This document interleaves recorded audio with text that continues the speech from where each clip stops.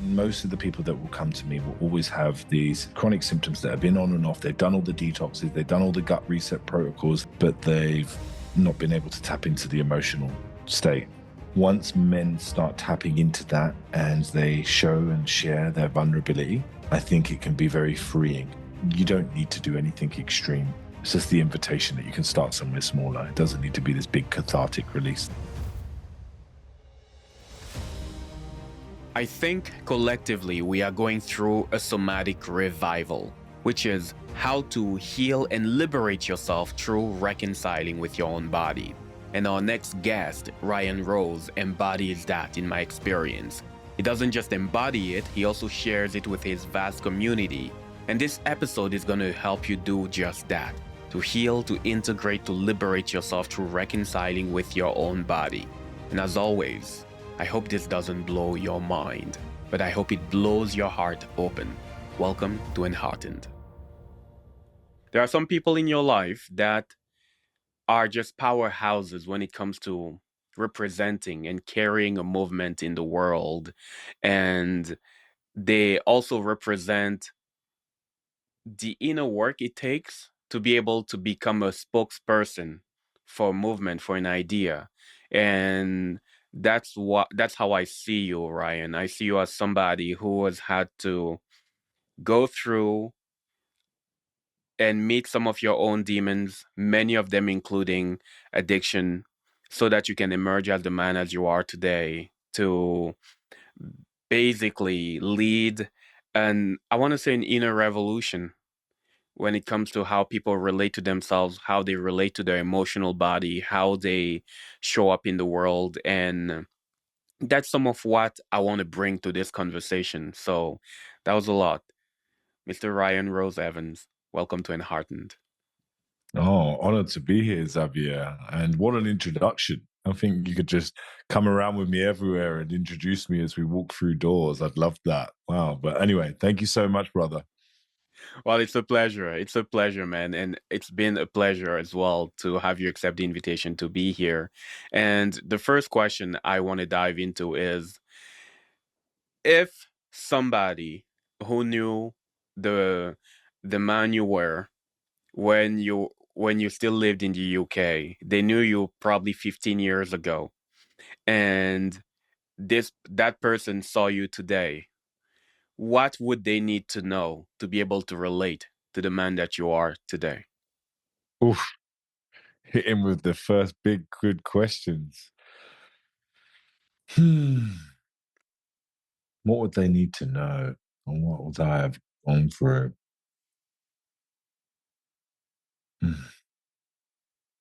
I think without it sounding too philosophical, it would be, how far into the shadow can you go in order to find the light?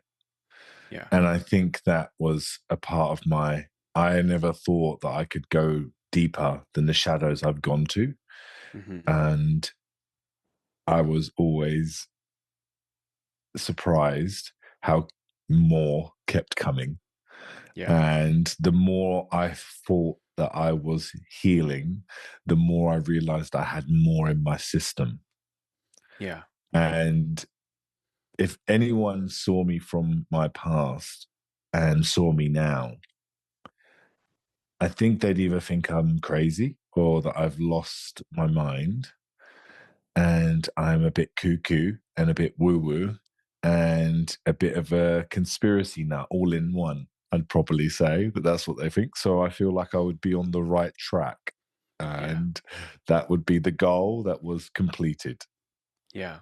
So I want to break it down because I often talk about zip files on the show. It's like I often have guests, they give me like a big zip file of transformation, and I like to break down the transformation for people who are tuning in. So paint us a picture, Ryan, 15 years ago or 20 years ago, or the version of you who hadn't surrendered to the type of work you're doing at the moment. Who are you? Well, okay. Who am I? I would say, firstly, Xavier, I'm definitely not one of these guys that say I'm a finished product. Hmm. I'm still on this ever evolving path and this walk of life, and I'm still trying to figure it out just like everyone else. I've just found a few things that have got me out of some really dark places before, and I still figure that out from time to time. But who am I? I would say that 15 years ago, I was completely disconnected from the humanness of living as a human on this world. I don't think, when I look back and I talk to people and I talk to my partner about my experience when I was younger, I just don't really remember a lot of it. I think I was disassociated the entire time. And I think I was just disconnected from my body, my emotions. I would never know how. I actually don't know how I was living from day to day in my life, in the sense of what emotions I was experiencing at the time, sensations that I would have in my body. I wouldn't know how to eat the food that I needed to eat in order to feel good. I wouldn't be able to have any awareness between what felt good and what didn't. But I would know there would be something intuitive that within me that knew I didn't like the uncomfort. So I would always crave comfort. So that would be with some form of addiction, or what my brother Tom calls a life raft.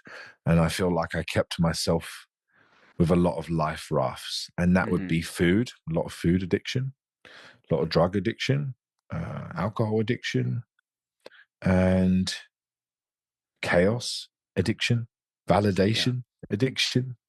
All of these things that I was in a constant cycle of, just a sense of complete unease in my body all the time. Yeah. So I was just in my head nonstop. Yeah. And what would you say were the many wake-up calls, or at the very least the ones you can remember?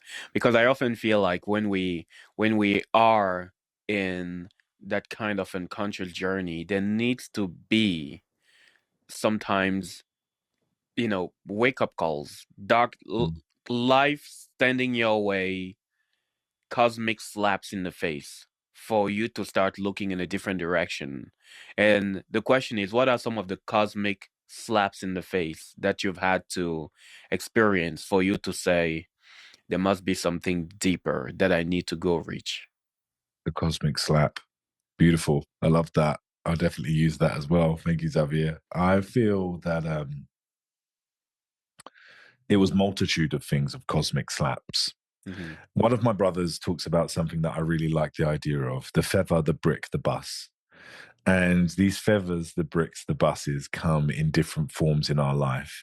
The feather is the whisper of something coming to you, like, oh, maybe you don't go down that. Just a tickle, a little feather of intuition or God coming through to you to go, this is something to pay attention to, or to maybe not go down that route or go down this route. And then the next one is the brick. The brick gets thrown at you. And I'm definitely a bit of a brick collector, and I have to be hit in the head with a brick a few times. And this brick, and over time, these bricks would get bigger and bigger and bigger, this pile of bricks that I would get. And then eventually a bus would come. And the bus would be a big health problem, or a big lot of chaos in my life. I would say that I was having feathers and bricks for years before the big bus came. And one of the big buses that started to shift me slowly out of the life I was living was, I was nearly sent into prison for 8 years for a form of chaos that I was involved in when I was working in a place in like Cardiff and Torquay. I was in between the both in the UK, and I was involved in like lots of different, let's just say, I wouldn't say criminal organizations, but I would say people, a bunch of men that were boys that were still trying to find belonging, that were doing things that weren't legal. And I was nearly sent down for 8 years, and that was my wake up call. Yeah. That was like, I was sitting in a courtroom, and they said, you're potentially going to go down for 8 years here. And I had my little box to take with me to prison. And then it didn't happen. It didn't happen. We got let off with that, and that was like, right, this is it. I need to move. I need to move, and I'm not. That's not how I'm living my life.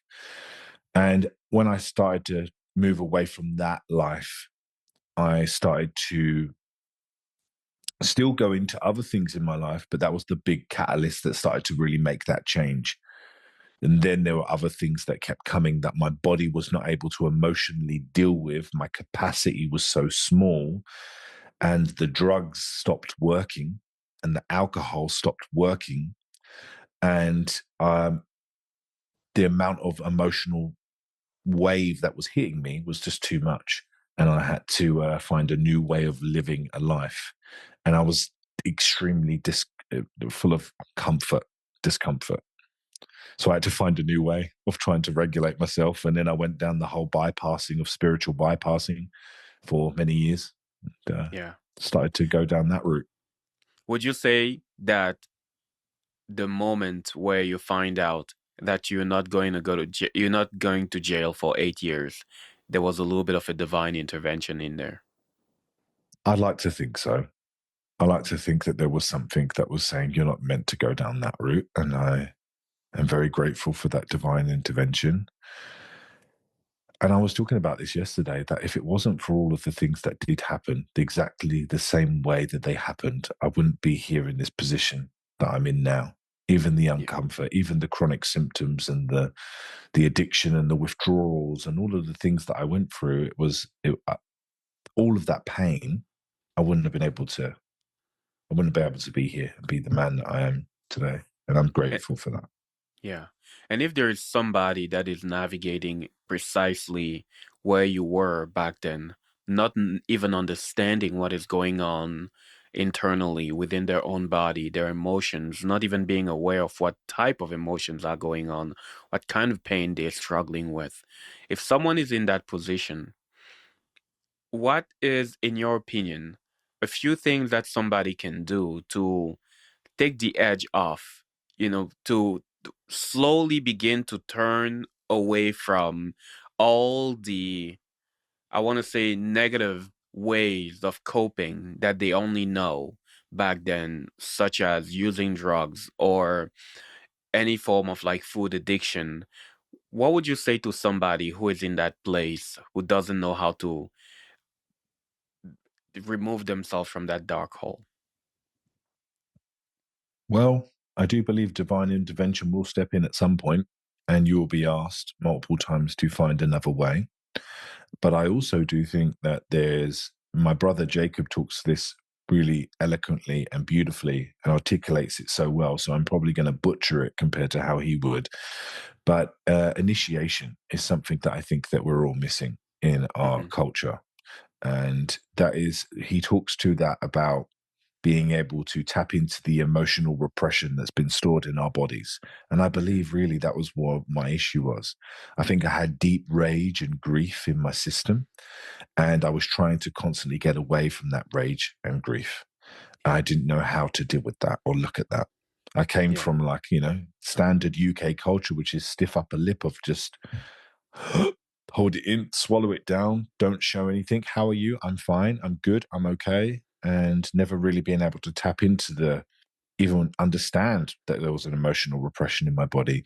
So I just believe there is an initiation. And if you're a man, stepping into circle with other men Hmm. was really important for me, hugely important. I didn't know was such an important part. And if you're a woman, then being able to be around other sisters and other women that you are able to start to find safety with, where you're able to start moving through some of that emotional repression that's stored Yeah. in your system, in your body. Yeah. Would you say that um, the chronic health issues that you had, or were they your body attempting to compensate for the emotions that weren't fully resolved or fully seen and processed? I think it was a bit of both, Xavier. The first one I think is that the symptoms I was experiencing was actually a symptom of healing rather than a Mm. symptom of disease. My body and our bodies, I don't believe, do anything by mistake. Don't get me wrong. If we're consuming lots of toxic substances and drugs like I was, then of course your body's going to take a bit of a toll to try and deal with that. But for the majority of people, our bodies know exactly what it's doing all the time. And I think I was in such a sympathetic state for such a long period of time. This fight flight response that we all hear every minute of every day now. I think I was in that for so long that once my body started to find safety, which Yeah. when I moved from the UK to Australia, my body found safety, I think, for the first time. All of these chronic symptoms of fatigue came in because my body could now process them because I was in a sense of safety, which I wasn't in before. So it was once the safety came, the emotion could come up at the same time. Yeah. Yeah. I often like to say that there's this intelligence within the body that just tracks the conditions that you're surrounded with at all times. And as soon as the spaciousness is created for you to meet the aspects of you that you didn't know how to meet before, they're just going to fly up. They're going to emerge. They're going to be saying, hey, guess what? I need you to look at me. So I Mm. just love what you're sharing at the moment. And I wanted to ask you a little bit about this phase where you are learning to basically detoxify your life. But that's not just the my assumption is when we begin on a journey of not just healing but integration, we're going to be invited to detoxify our entire lives. So I want to kind of tune into what that looked like for you to detoxify not just your body, your emotional body, but also your life in general. What are the kind of choices, and I would assume some of them were a little hard, that you had to make to begin to detox your own life? Firstly, Xavier, I just want to take a moment and everyone listening because you are like a poet when you speak. And I think that is one of the things that drew me to you when I first, how long did we connect? 5 years ago? I don't know, something a long time ago. And you're Yeah. just like this articulated poet of how you speak and how you bring words together is just beautiful. So I just want to say that to you. It's Thank you, such brother. to have a question articulated that way, it's just phenomenal, man. It's inspirational, so I love that. So thank you, man. Thank you for I being received you. that. Thank you. Thank you for being you. What do I find that has detoxed me in my life?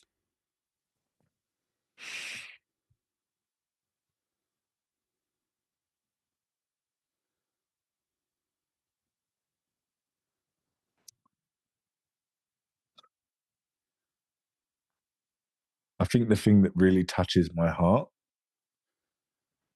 and this might be because I just came back from a weekend of doing this work of we just had a sacred rage ceremony. And I Mm, think what was the biggest one for me was actually really truly being in circle with men. And that was such a big gift for me that I didn't know I needed as a man. I yeah. did not think that that was something that I just saw men doing men's circles, and I didn't know if I'd really resonate with the whole energy of that. And I think my soul was calling for this brotherhood that I was missing. Yeah. And now I've become a lot more selective with the people that are in my life because I always had this deep longing to belong. And I never fully felt like I belonged. So I would consume huge amounts of food because I was lonely. Hmm. And when I say huge amounts of food, huge amounts of carbohydrates and sugar. You wouldn't see me go into the fridge to eat a pack of celery. I would be in the carbs and the sugar, and that was always numbing the loneliness I felt. And I think that once I stepped into brotherhood more, I was able to really and truly open myself up to what that brought to me. If I'm honest.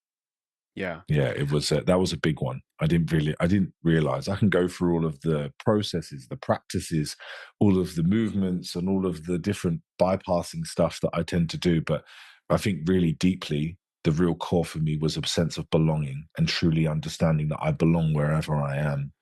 Yeah, That I was love it. that. Like we can talk about the meditation, the visualizations, the mind reprogramming, and all of those things, which are great, amazing. But there was something deeper than that for me in my core, that I needed to be Yeah. around other people. Yeah. On the topic of brotherhood, there is something there that I want to expand more around. I have a personal experience of brotherhood. I have two brothers. So I grew up with like, um lots of like masculine energy around me, and we were really rough at times. And even when I grew up, we had I mean, as boys, it was expected, and also we had it within us.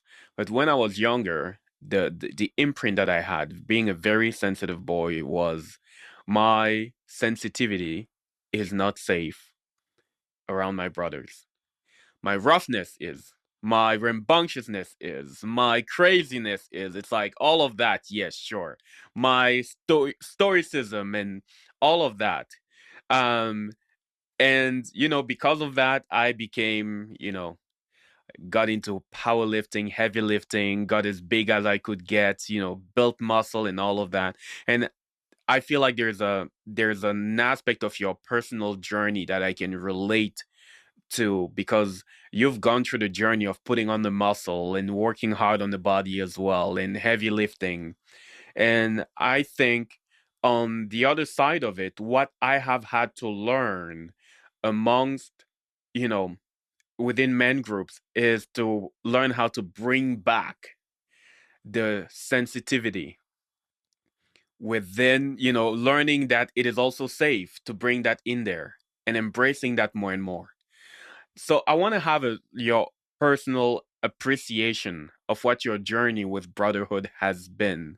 And I basically want to explore what are the aspects of you that you've had to bring more of within men's circles to claim the integration and the healing that you were, and maybe even the belonging that you were craving. Because I had another interview a few weeks ago with another brother, Pat DeVilli, and he was saying, loneliness is not the lack of people, it's the absence of people that you really feel like you can be your full self around. So I threw a whole bunch at you right now. But I just want to have a sense of your experience with brotherhood lately, and what are things that you're able to bring into brotherhood that you weren't able to bring or to express there before. Because even your association with like the people who were involved in some illegal activities, it was a kind of brotherhood.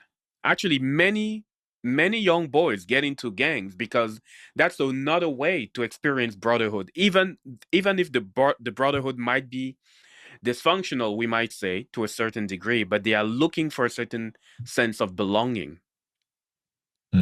I feel you, man. And that is so true. And I was just like you in the sense of being the more sensitive of my family. I would feel I was always shut down for being sensitive, or too rough. One of the flips of the scales there.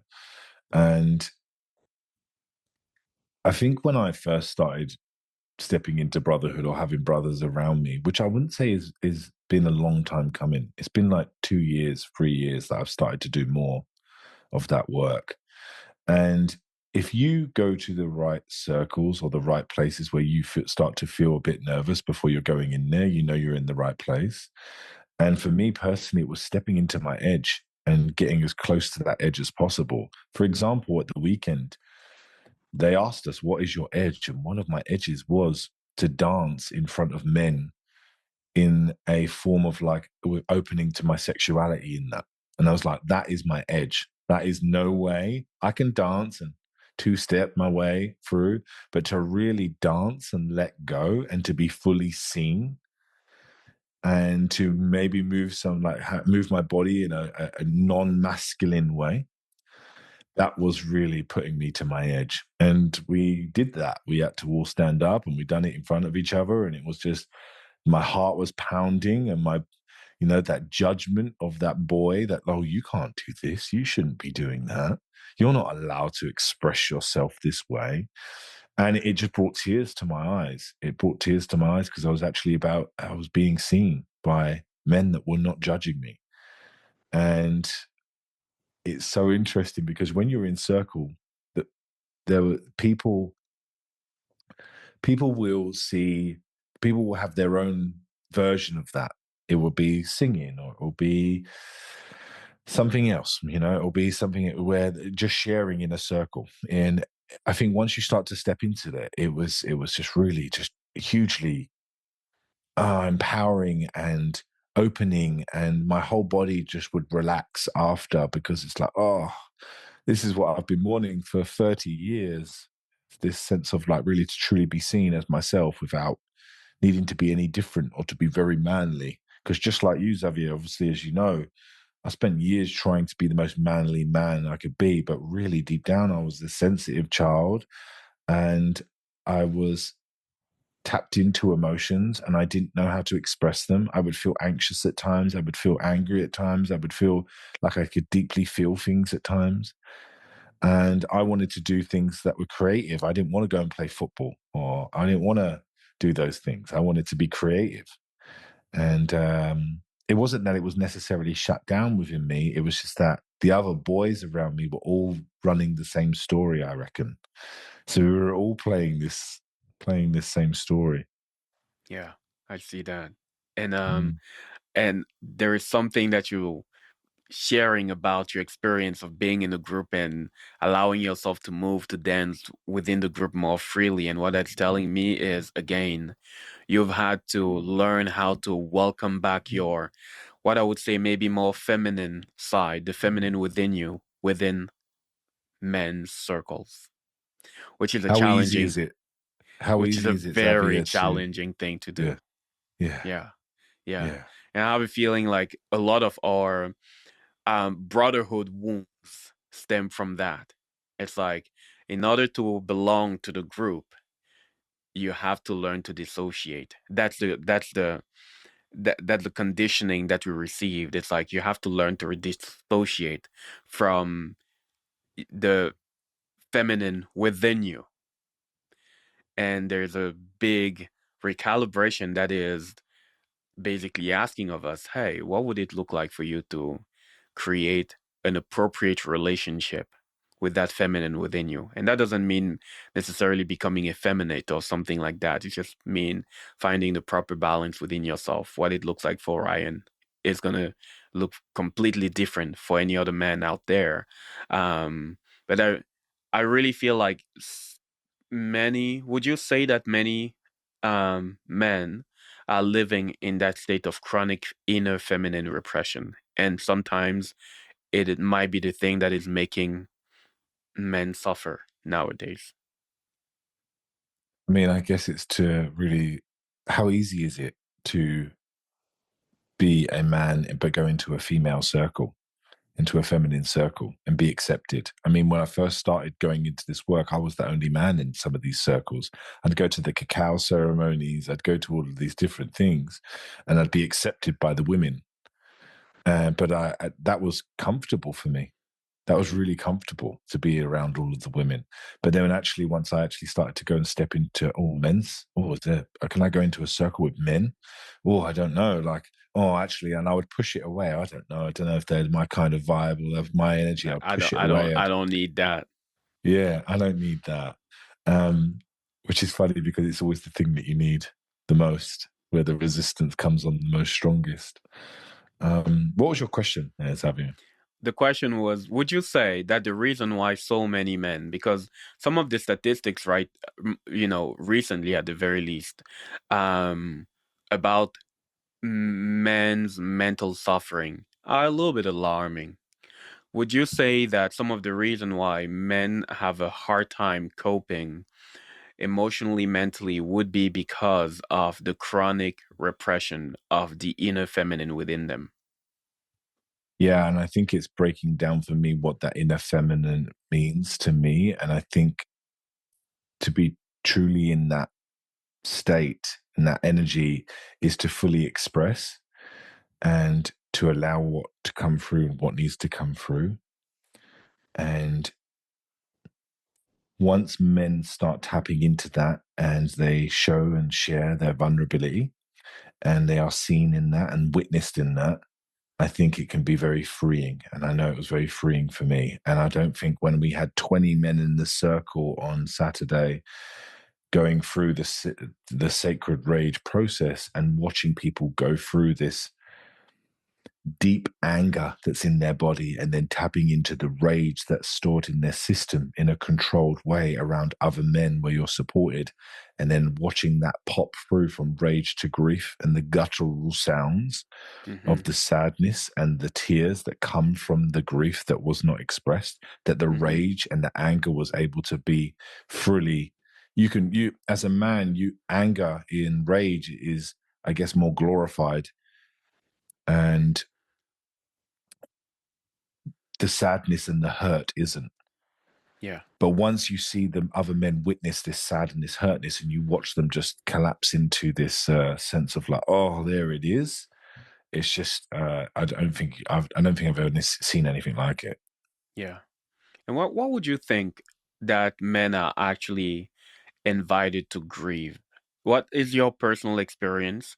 And when you look at, the men that you interact with in circles, and the men you've come across with, what do you think we are invited to grieve, or at least for the ones who haven't allowed themselves to connect to that within themselves?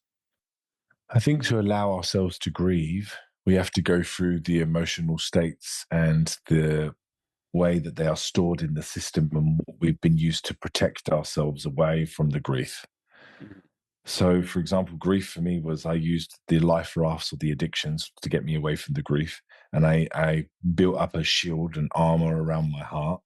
Mhm. And I had to slowly take those apart piece by piece. And then eventually get to this, I would get to that grief part. But still, I think still to this day, I still don't tap into that grief that easily. It's still Yeah. something that takes a lot of work to get down Yeah. to.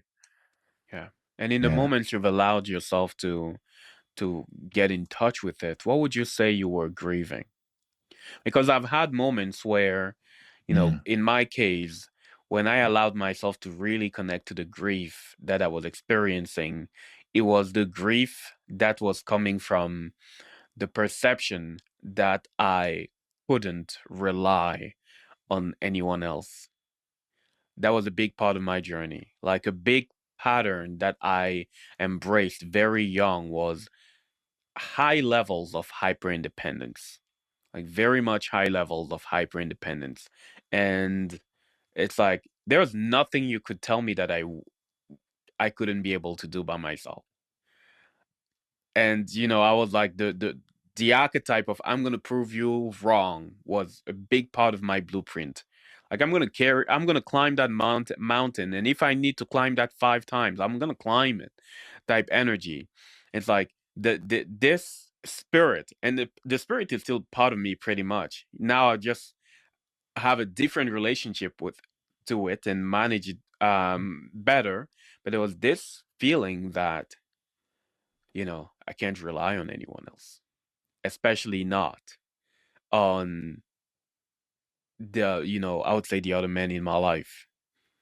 mm, So, yeah, when you allowed mm, yourself to connect to that grief, what is what was the voice of grief for you? mm. I think it had many faces. And the Yeah. first one was what we already referred to was the sense of belonging. Mm, Um, Growing up in an area in London where I was, there was more multicultural than white people. mm-hmm. Um, and normally we hear it the other version, but it's actually, I felt it was bad to be white Yeah. in my area. Yeah. It was cooler or it was better to be something else culturally than it was Yeah. to be a white man or a white boy. And I didn't understand that because all of my friends were from different cultures, Yeah. Filipino, Greek, Turkish, African, Jamaican, all of my friends were. But I felt like I didn't really belong really a lot of the Yeah. time when I was a young boy. So I would say the belonging piece was a big part to grieve that actually I do belong just deeply wherever I am. Yeah. The second piece to that was that I actually don't need to be any different. I don't need to look a certain way. I don't need to be a certain way. I don't need to know all the answers. I can just be me, and to really stand in that authenticity and that truth. That was a really big piece of that grief for me. Once those two started to come out of the system, I would start to feel, and that I think there's still more and more and more layers that keep coming through. Yeah. And if somebody is in that state, that place where, they might not have the full emotional arsenal of tools needed to break the repression, what in your opinion could be a very simple way to get their feet wet, to just begin to dig at the repression, to begin to open up a little bit of space for room to breathe? I really like one of my bros, Jacob's process on this. He talks about doing a medicine walk. And the medicine walk, you don't need anything for it. You don't need to practice meditation. You don't need to know any new somatic lingo work, nervous system regulation. It's about getting into nature and being in nature for a whole day from sunrise until sunset, and finding a place in nature where you can start to sink in with nature and to not do anything in it and to experience what comes through and the slowing down. That is the meditation. That is where everything comes through. And I've done it and I found it extremely powerful, where you're just there. You're not doing anything. You're connecting to the trees, the birds, the bees, the stones, the grass. And once we start to really slow our bodies down, as you know, Xavier, when we slow our bodies down, things can start to unravel and start to bring themselves to the surface. I think when I first started this journey, I thought, oh, I need to do all the meditations and the Vipassana retreats, 10-day silence, and I needed to do all of these things. But actually, really, I think what I was deeply craving was a sense of silence and stillness. Yeah.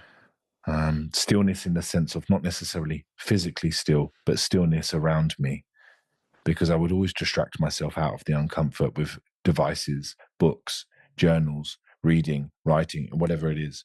And I would never really truly sit and just be. I think that's the first, if you're stepping into something, you want to get your feet wet, just go out into nature, take your socks and shoes off and just be there for a whole day from sunrise to sunset, and see what comes and see what comes through. Yeah. And I think when people see an exercise like this one, when they perceive an exercise like this one, they have the expectation that it's going to be, maybe it's going to be the most calming thing, the most like soothing thing. And yes, I believe that it will have that impact of creating some stillness. But I think for the most part, some of the reasons why we stay in our heads is because what is in our bodies is scaring the living shit out of us. And what I've seen at my beginnings of embracing any practice that was more mindful and that would invite more stillness is, in the practice at some point, the thing that I didn't want to see would come and say hi. Like on my walks, on my, meditation journeys, what I've seen very often is the things that I didn't want to see, the parts I didn't want to be with, would come up and say hi. So, what would you say to the person who is embracing this practice and then they go out in nature and then the rising tide begins?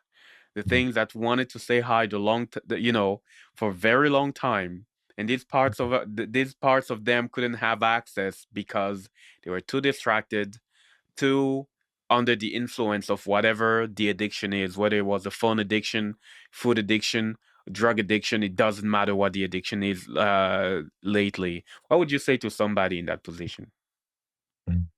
Can you welcome it? Yeah. Can you welcome it? Can you speak to it? Can you say hello, whatever that is that comes up? Hello, here you are again. Trying not to think about this step-by-step process. I know that for me personally, I've always found like, okay, I need to do this, and I find the sensation in my body and I speak to it this way. And can I just be here with it? Can I just allow it to come up, witness itself and speak with it, communicate with it? Hey, How are you? Thank you for showing yourself to me. Yeah. And just allowing it to be here without wanting to change it or do anything different. I know the biggest emotional state for me would be anxiety, the one that I would want to get away from the most. Yeah. But the more I started to connect with it and just say, thank you for being here. Thank you Yeah. for showing yourself to me. I thank you for what you're trying to do for me. And trying to have some gratitude for that uncomfort rather than trying to push it away or do something or workshop it out. Yeah. You know, like Yeah. we can become masters. I'm sure people listening to this are master workshoppers. They know exactly their trauma, why their trauma is, why they have the things that they, why they do the things that they do. Because of this and this and this. But sometimes can we just be with it without wanting to change it, without just allowing it to be here as it is and witness it and honor it? Yeah. Yeah. I love that. And what would you say is, with the people that you're working with the your own personal observation, the role that emotional repression plays in a big chunk of the chronic physical issues that people are experiencing? I would say 90% of the people I work with, 90% of the people. There's the 10% of where it's physical, Yeah. toxins, etc. When I say toxins, I don't mean big, scary toxins that we don't see, but we don't live in a fully natural world. So there are things that can interfere with our body's innate expression to be in the world as healthy as we can. But I would say then the other 90% of the people that I work with are deeply emotionally repressed or have stuff in their system that is triggering their nervous system, that is creating some form of chronic symptom in their body. Yeah. I don't think I've ever, most of the people that will come to me will always have these chronic symptoms that have been on and off. They've done all the detoxes, they've done all the gut reset protocols, they've done all of the stuff in between, but they've not been able to tap into the emotional state of what that is in their body because they're all up here in the head. I know Yeah. because that was fully in my experience and still is some days. So it was Yeah. really, I think it's a huge part, a huge piece that I don't think that many people look at nowadays, but they're starting to. Yeah. And there's something in there when I look at I call them nut jobs, spiritual nut jobs or emotional nut jobs. People who come towards some people like you and I and want to do deep work that will take them out of their repression because it is highly uncomfortable at times. And so to me, it takes a little degree of crazy to be willing to lean in there. I understand so fully people who are just wanting to bypass pain. Like there's no judgment there because I'm like, shit is hard at times. It's challenging to look at the things that you for decades you conditioned yourself not to look at. So at the core of it, it feels like there's a unique relationship with pain itself that we need to heal. And what I mean by that is I feel like we have the most toxic relationship with pain, especially emotional pain. Because the reason why we bypass or we dissociate is we don't know how to be with it. So the question that I have is how has your own personal relationship with emotional pain evolved? And how do you think people need to relate to emotional pain itself to be able to properly embrace the, I wouldn't say radical work of emotional healing or removing, dissolving the repression? Mm. Great question, Xavier. I find that I'm still learning Mm-hmm. to be with pain, if I'm honest. I'm still learning to be with that more and more. And the more out of control I feel, the more painful it gets. Yeah. The more I let go of the steering wheel of life, the more I'm able to really allow that pain to come through. Anyone that's dealt with any form of chronic pain will tell you that the more resistance you have for it, the worse it feels and the worse it gets. Mm-hmm. And I know we're not necessarily talking about chronic physical pain, but For me, when I had a chronic pain, it was that it was a chronic emotional repression of pain more than it was, and it was manifesting in physical pain. Yeah. And I had to really start to learn the process of being able to surrender with what it is here for it to be able to start to move, really. I mean, there's all the processes that I could list you. And those processes are being able to tap into them, ask them, speak to them, communicate with them, and then allow them to fully express. But I wasn't able to express my emotions. I Yeah. was only able to express anger. I wasn't able to express hurt or the sadness or the grief. So the anger was bubbling up underneath. My repression was hurt and sadness, and still is. Yeah. And then that caused and manifested in pain. Yeah. And I believe that there's 4 types of repression, and that is anger repression, hurt repression, fear repression, or just total shutdown repression. And Mm-hmm. anger repressors, I find, are the ones that come up and show up with more chronic symptoms than Mm-hmm. anything else. And anger repressors will always come into the world with tears when they're angry. When they're angry, they will cry. But when a hurt repressor, like I was, when I was hurt or sad, I wouldn't cry, I would express anger. And I was always in the one thing that I always found very strange was all of my relationships. I was in relationships with anger repressors, Mm-hmm. and they were always in relationships with hurt repressors. And I think it was because my soul or my body was craving the repression that they was able to fully express. So, for example, because my partner was able to express her tears more freely, I think there was a part of me that was craving that ability to be able to tap into that hurt and that sadness. And then for me, I think that maybe they was looking and craving their ability to tap into the anger that they deeply needed. And Yeah. I just found that really curious. I'm not saying that's true. I'm just saying that curious that how that emotional repression really was the being able to see it come up in life and bring that awareness to it was really big for me. Yeah. Yeah. Absolutely.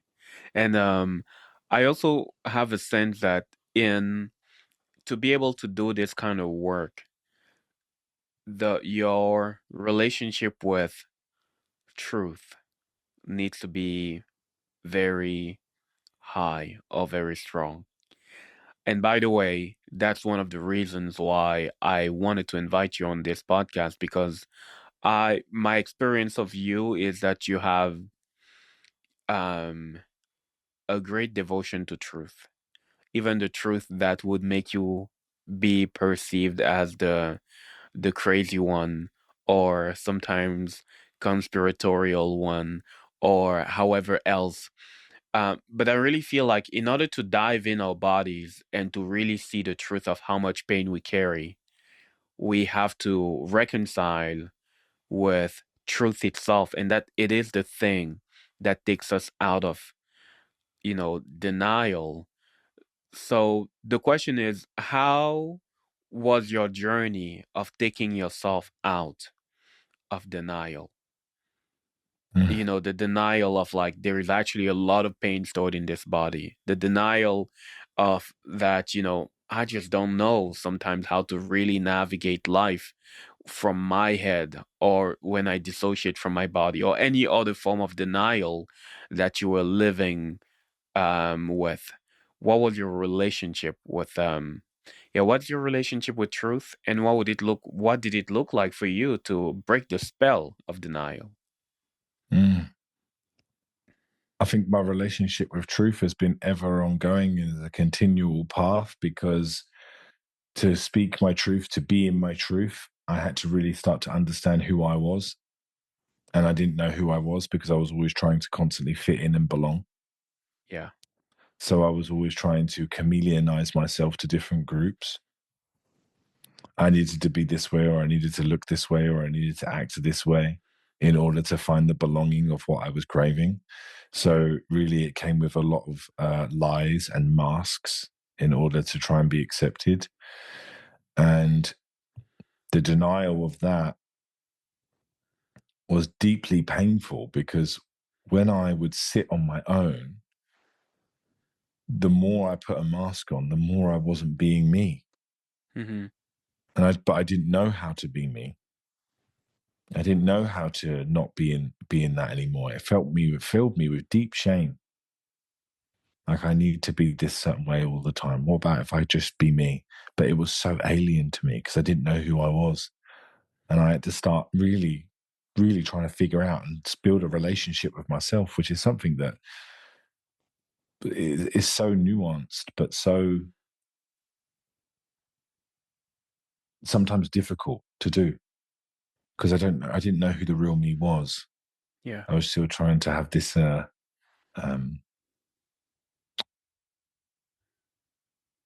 I was trying to avoid that denial deeply. Yeah.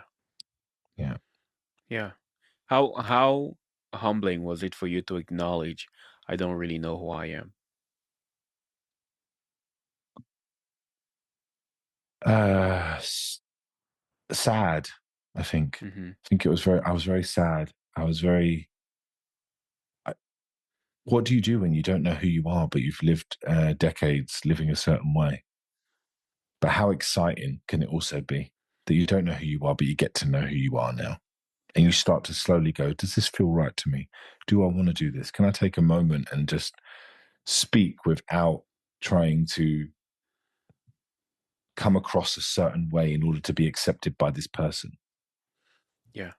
I'm sitting here with Xavier, the master articulator, right? Of poetry that rolls off your tongue.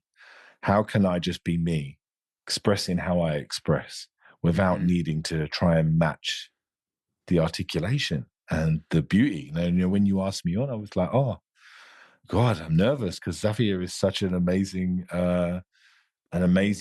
depth of a man. What can I bring to this table? What can I bring here? And it was in that sense of like, I just trust that whatever comes through, and I don't need to be anything that's different. That was starting to build the relationship with like trusting in myself, Yeah. building in the relationship of me as a human, and slowly stepping into that fear. Yeah. I love that. I love that. And I just think the beauty you're bringing to this conversation and the transparency that you're bringing in this conversation is the most refreshing thing to experience. It's like I love to witness that. I love to hear you in that space as well. So I deeply celebrate that.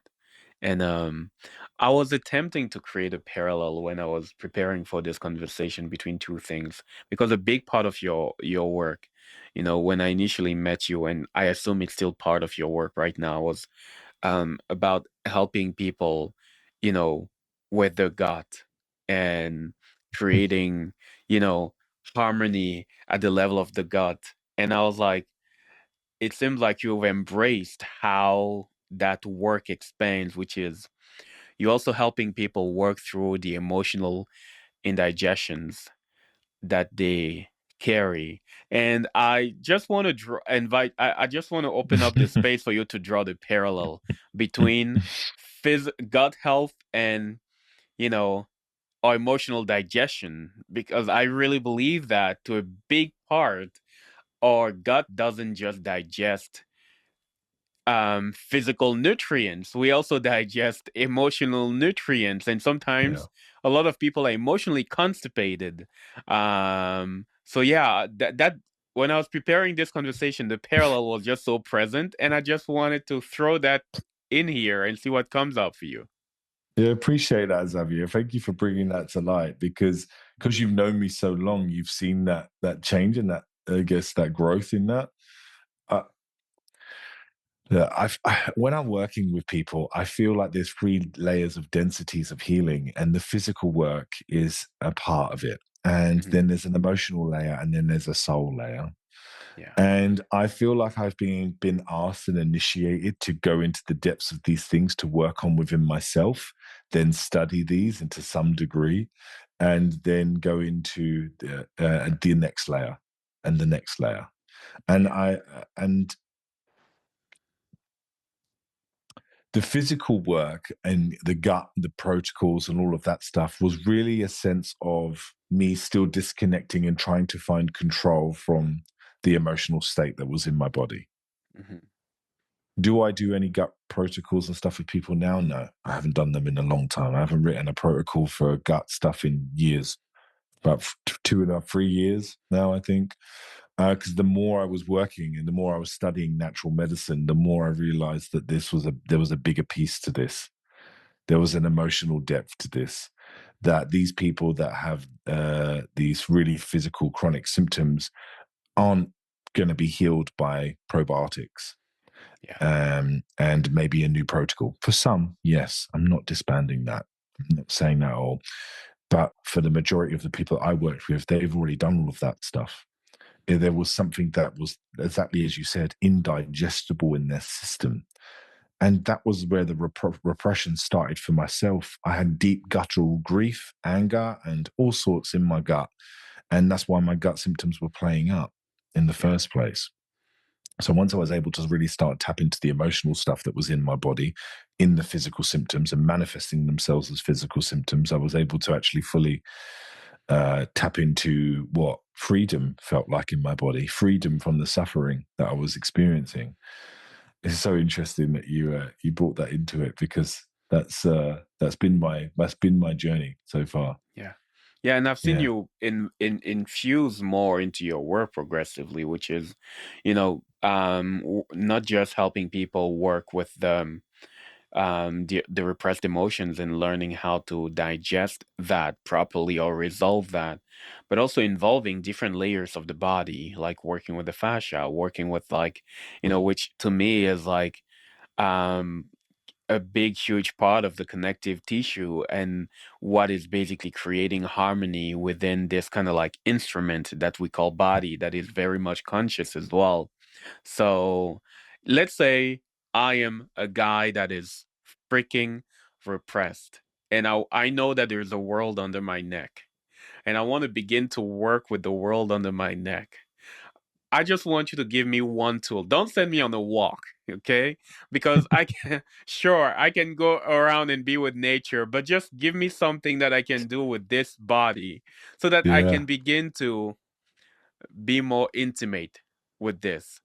Mm, So mm, help a brother out there. Let's say I am that brother who is I'm living in the UK mm, and I have no fucking clue how to begin to tap into my emotions. What mm, is something I can do, like a tiny, tiny practice to feel a sense of ground within myself, mm, other than going for a mm. walk?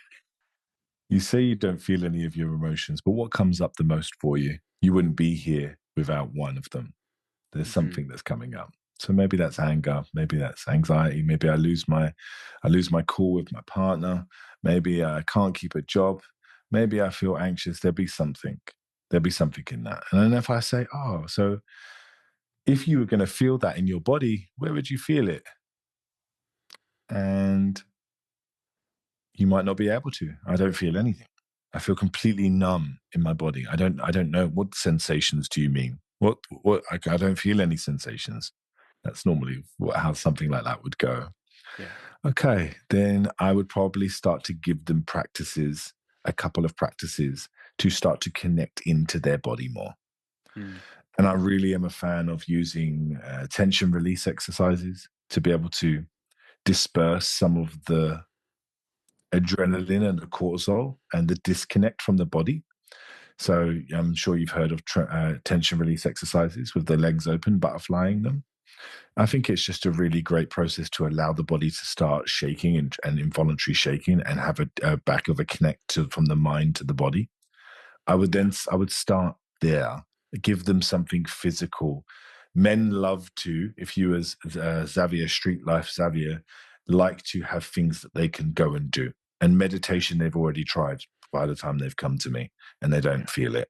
They can't sit still for that amount of time. But TRE gives them something to actually do in their body, in their system.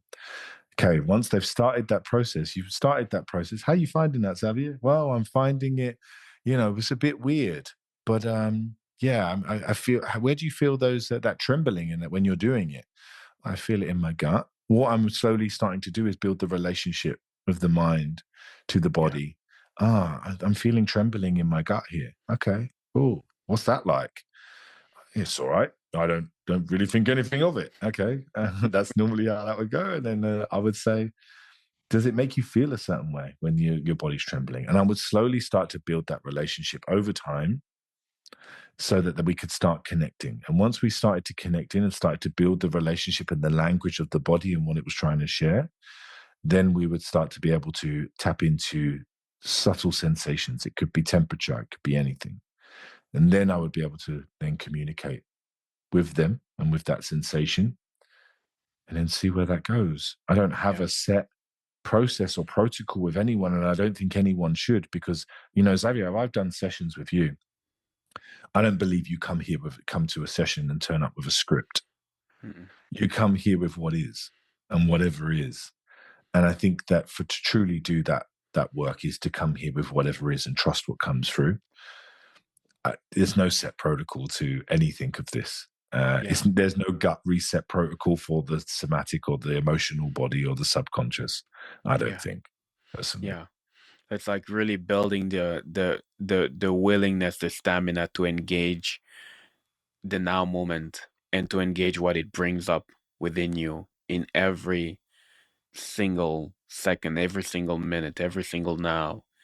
That's what I'm hearing you say at the moment. And yeah, yeah, I love that. I love that. It's not So a set protocol. Sorry, Xavier. It's not a set thing. It's not a set practice. yeah, But it's just how I would work if someone came to me that's never done anything like this whatsoever. And that would maybe look a multitude of different ways.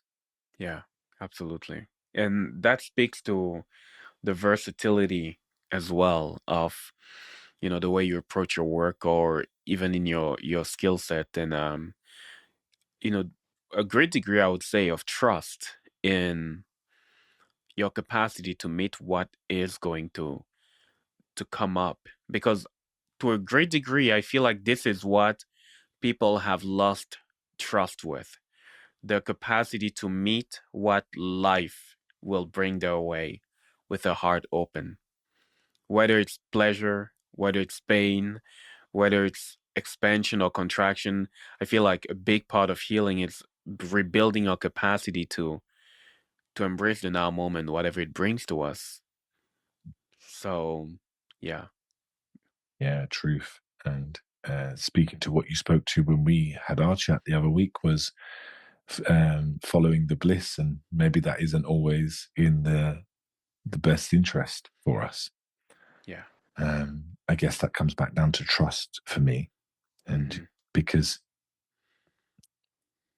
what if we're following something that isn't serving us or taking us away from ourselves? You said you'd done retreat after retreat. The first thing I thought I needed to do was go and do a 10-day Vipassana, which is probably the most intense thing that I could do for my body and my nervous system at that time. yeah, You don't need to do anyone listening, you don't need to do anything extreme in order to get here. You don't need to go and do your plant medicine ceremonies. I'm not saying they're not beneficial for some people, but there's something a lot more still that can happen, a lot more. You can start somewhere smaller first. It's just the yeah, invitation that you can start somewhere smaller. It doesn't need to be this big cathartic release the first time you do it. yeah, yeah.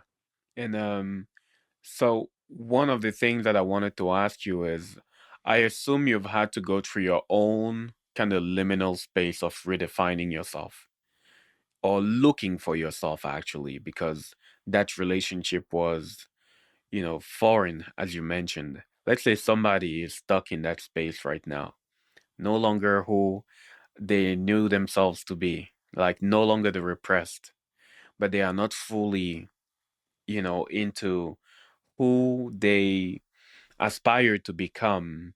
And sometimes that comes with a great deal of anxiety and uncertainty. What guidance would you give to somebody like that who is in that in between space? Let's say they started detoxifying their life, and sometimes they are still in that space of limbo, not knowing fully where to stand. They are still struggling to be in a space of full vitality, but they've begun the work. What would you say to that kind of person? Are you doing it from fear or love? Am I doing this from fear or am I doing this from love? Am I still doing this work and constantly pushing in this limbo because I feel like I need to fix myself? Mm-hmm. I think that will be the biggest part, because I found that sometimes the limbo is the integration, and that's maybe needed a little bit more than the next thing or the next thing I need to do. And becoming a bit of a healing addict. Can we be in joy a little bit more? Can we sit in this limbo? And Yeah. can we just allow it to see what else comes, rather than being the next shadow that you need to hunt? Being a shadow hunter is hugely popular because you found relief from this work, and now you feel like you need to do the next thing and the next thing and the next thing. But then I think sometimes for me personally, it came from a place of like, I was not good enough the way I was. I needed to do more. Yeah. I needed to do the next retreat or the next thing or pay the next practitioner to do the next big cathartic movement release for me. And I was constantly chasing my tail. Yeah. I've realized that I can actually sit in limbo, and be okay with being in limbo, and whatever Yeah. that truly means for me in this moment, and trust that the next thing will come when it comes. I think the overall part of this conversation that has been coming to me is truth, is trust, and being able to build that relationship with it, which is a whole new relationship that I work with all the time. Me and my Yeah. partner are planning to go away this year. We're going to London. We're going back. We're doing retreats in other places. And we're like, where are we going to go and set up shop for a few months? No, I'm not planning. I'm not planning. I'm just trusting. What's that joke that someone said to me the other day? If you If want to make God laugh, tell him your yes, plans. yes, that's Yeah. exactly it. Thank you for reading my mind. That was exactly it. And I just how surrendering can you be into the trust in the process? Yeah. I love that. I love that. Now, I feel like we're touching onto that third layer you were mentioning earlier, the soul layer, and how much more room that layer is taking in your work at the moment. Because I feel like you went from the physical layer to the emotional layer to now the soul layer. How much of that, um, how much room that has now in your work, would you say? I would say it's coming more and more into my work.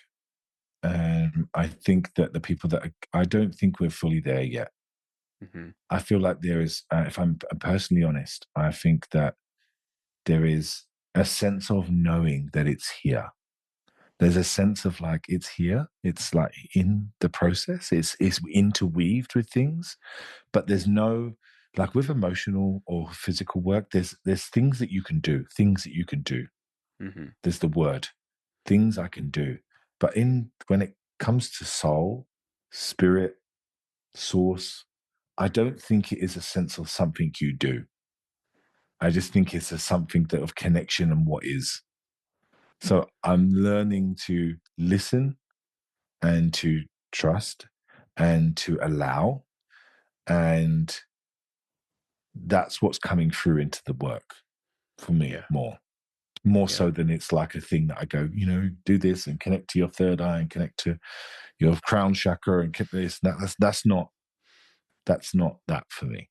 Yeah. Personally, but I'm starting to cultivate and build a relationship with that, and it's coming more and more into my work. But I wouldn't say I'm there yet. I'm still a baby in all of these fields. I think spent half Yeah. of my life as involved in crime and addiction and disconnected. I'm like, and I say this to my partner, I feel like I'm a newborn baby walking around in the world, and I'm learning how to walk and see and feel for the first time. I feel Yeah. like I'm actually really only about 7 years old. So Yeah. it's So you've it's a weird one. literally gone through the portal of rebirth. Mm, Yeah. hmm Yeah. Yeah. And now Yeah. I don't know. And my mummy and my daddy is soul for me, Hmm. and trust and truth, and um Yeah, that's it's a great way of putting it because yeah, that's definitely what resonates for me at the But moment. there's something that I find really powerful about your journey, which is as much as you perceive yourself as a baby in this like realm, is you've allowed yourself to become a spokesperson for a movement that has grown. Like when people step, for example, on your online presence, they, if there's one thing that they will not perceive you as, it will be a baby. So, what kind of, I want to say, drive or faith or trust or devotion does it take for you to come to these realizations and to say, I am going to be a voice for this holistic, integrative way of being, because this is how I perceive you as. You've said, or at the very least, your actions are demonstrating that a part of you is really connected or driven by the desire to be a voice for a more integrative or integrated and holistic life. So I want to maybe invite you to channel more of that drive within you. What drives you? Yeah, thank you, Xavier. Thank you for the reflection as well. It means a lot to hear that from you. I feel like is a brotherly connection that we have because you always support me and you always build me up, and I feel Mm, like I also try to do the same for you. thank And you. it's nice to have that, nice to have that reflection back. So nice to just receive that for a moment. But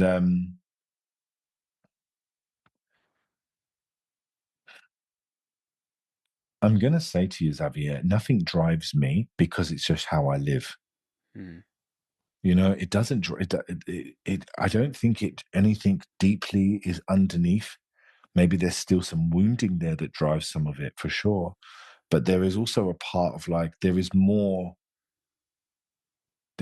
here for you, and there has been so much here for me. Can I share that back with the world in some way? Can I give some form of value to someone listening that is something that I'm personally going through or I've worked through that's going to be able to give them find some freedom from it? yeah, yeah, I don't think it's a particular drive. yeah. I mean, I hear you saying you don't see that as this particular drive, and I'm Mm. here being like, oh, that's the drive, like giving value Yeah, back, sure. giving value in return, which I also want to celebrate, so yeah. And I think it takes more than just a hobbyist to do or to show up in the ways you've allowed yourself to show up. It's not a hobby, or maybe it's a hobby that you just love a lot. But you know, I would say I am very familiar with the ups and downs attached to the journey of bringing your voice out there, sharing a message, or becoming a spokesperson for something that's really meaningful to you.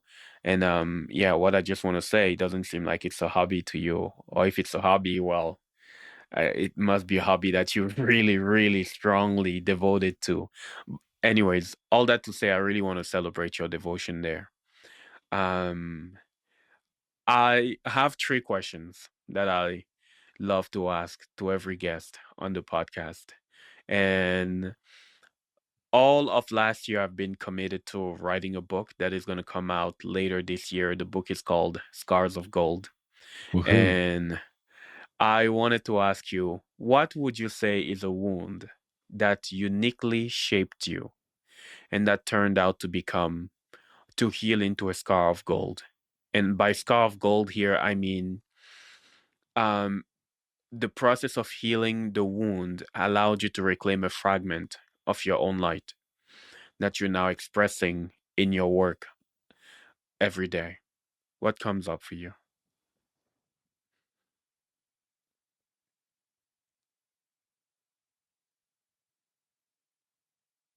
The wound that comes up for me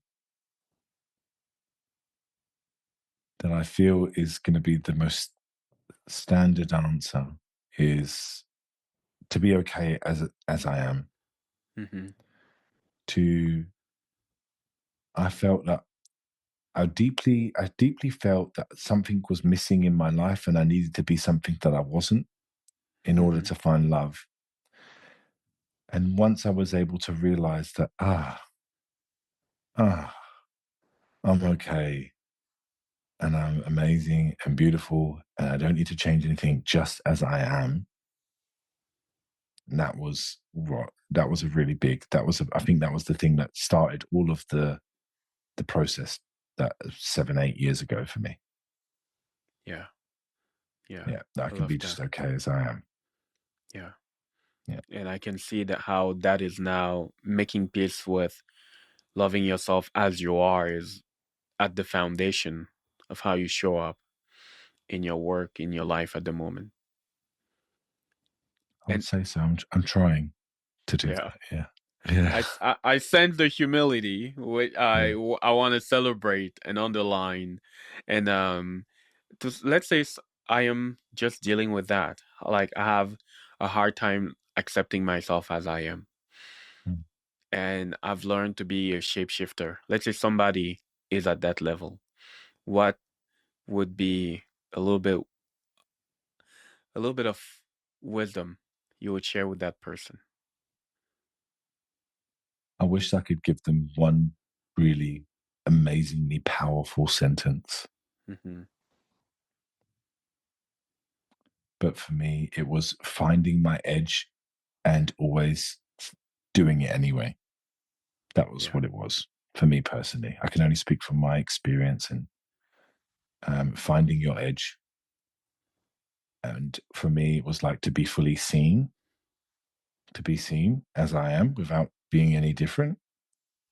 Uh, Last year or the year before, I struggled with being able to stand up and talk or even have a podcast like this.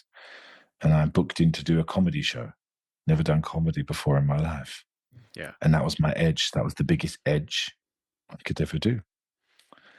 Did it help? It allowed me to give me trust and truth in myself that I can do these things. yeah, Yeah. yeah. I Yeah. see that. Find your edge. Find your edges. What is your edge? What is the thing that scares you about being yourself? Yeah, I love that. And the last one is, the whole purpose of this podcast is enheartenment.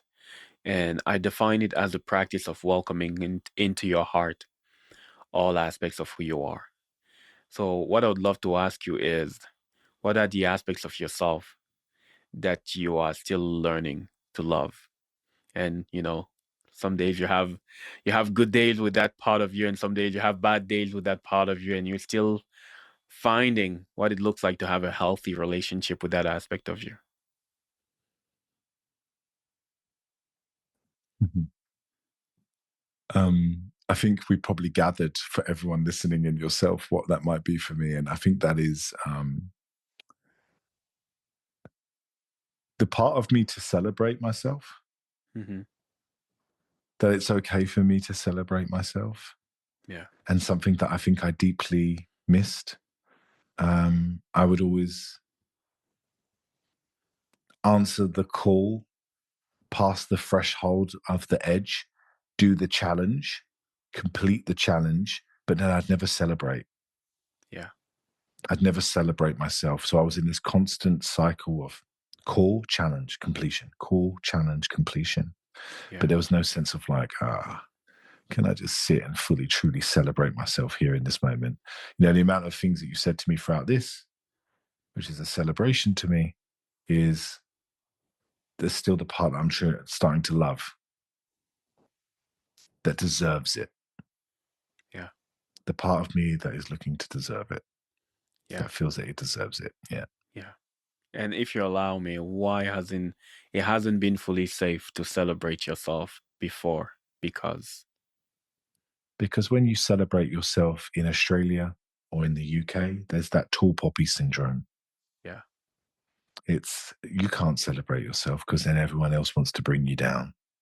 yeah, Um, you can't stand tall. yeah, You can't stand tall. yeah. And I am here, and I just want to reflect. I say maybe against your own will, or maybe it's a subconscious will that you have. You're already standing pretty tall. And I, of course, celebrate and appreciate the humility. Um, I'm just wanting to reflect as well. May the humility never cause you to reject your own brightness as well. Mm, Because I think we need more and more people who are able to hold both at the same time, genuine, heart centered humility, and also not allow humility to be the reason why they will reject the brightness. mm. Because I believe what you're bringing to the world is bright and beautiful and necessary.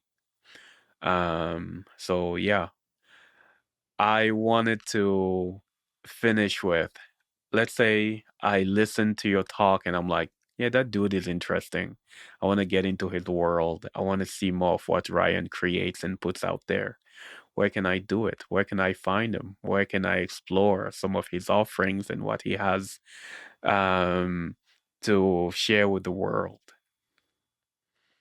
Firstly, Xavier, I just want to thank you so much for this conversation. I actually feel it was more of a deeper connection, and I'm actually on a podcast, which is what the space that you hold so beautifully. So thank you so much, and thank you for everyone listening and listening to Xavier and me. And I would say the best way to connect with me is just probably socials.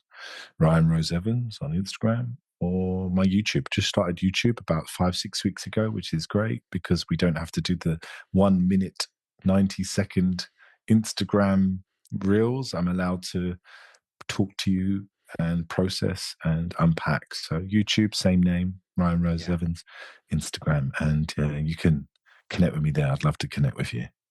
awesome. So thank you so much, brother, for showing up. Thank you for allowing yourself to be seen here, for letting your heart be expressed. And I know this is not the last time we'll get to connect. It was a Of pleasure to course, journey with you. you too, brother. Thank you. Thank you so much.